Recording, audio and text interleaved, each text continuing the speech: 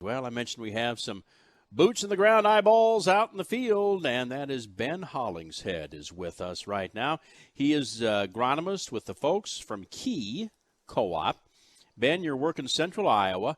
Let's get a quick update on how things are going into the ground. I would imagine we're pretty much done corn and soybeans in your neck of the woods, aren't we?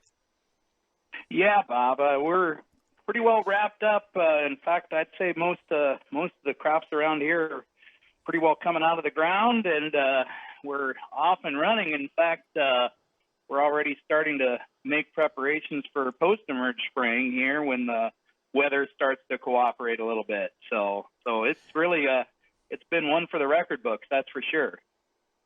Now Ben is in the shadow of the Farm Progress Showgrounds right there in central Iowa, and we had some rain here over the last 3 or 4 days, Ben. So kind of tell me how much rain you picked up in the different geographies you serve. Well, right here just south of Ames, there was probably about 0.8 of an inch of rain, but then if you go to the west a few miles, there was a little heavier band where you can see a little bit of ponding in some spots right there. Right as I drive by the Farm Progress Show, there was a little heavier band of rain, and then if you go a little bit farther to the east and northeast, there was another heavier band of rain. So it's your typical spring spotty showers where if you just happen to end up getting lucky, you got a little heavier amounts, and but all in all, it was a very muchly needed rain. Yeah, hey Ben, it's Andy. You mentioned one for the record books for good reasons this time, right?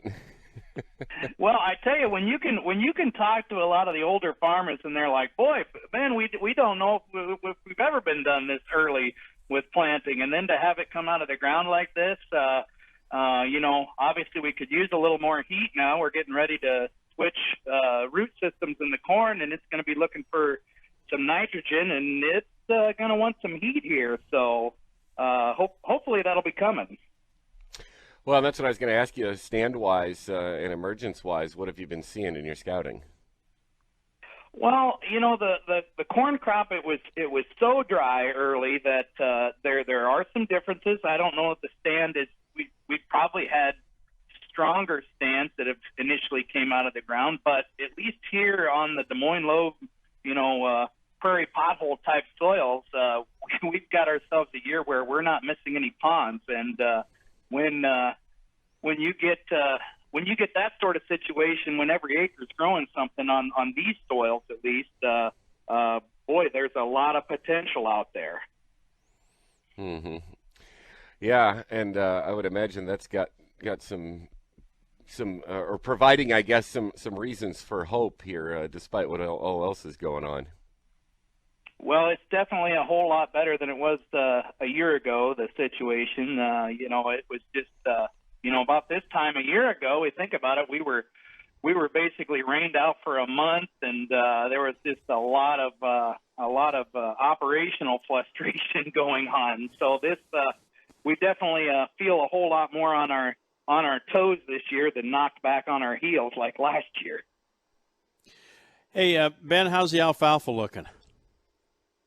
Well, this cool weather has definitely slowed some of that up. A lot of my hay guys, it might not be the biggest first cutting that they're going to take, just because we've had enough cool weather, and then that dry period in there kind of slowed things down. But all in all, it's coming along good. I would imagine some guys are going to start thinking about putting that first cutting down as soon as it looks like we're going to have ourselves another dry stretch. So yeah, you seen any bugs hitting the? Seen any bugs hitting the alfalfa yet? Not at this point. Not at this point yet. Nothing too bad.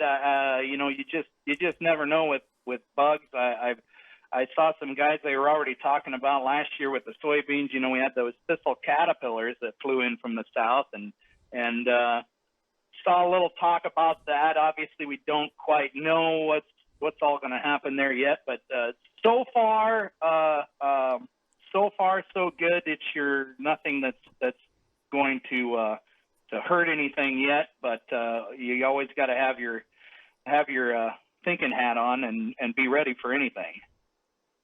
Yeah, and in fact, last year I think we had a couple generations of thistle caterpillar. We did. It was, guys that have been growing soybeans for a long time. They go back and they're like, with soybeans, there's always something. It's either aphids or now the thistle caterpillars or nematode problems or you could go on and on. Some guys go all the way back to the spider mite days back in the 80s. So. Yeah, I remember walking through soybean fields and coming out feeling like I'd been coated with honey. So, yeah, I can identify with that. Hey, Ben, thanks for talking to us a little bit today. We'll let you go. Be careful out there.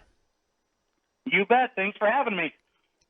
You bet. That is Ben Hollingshead. Ben is the agronomist in Central Iowa.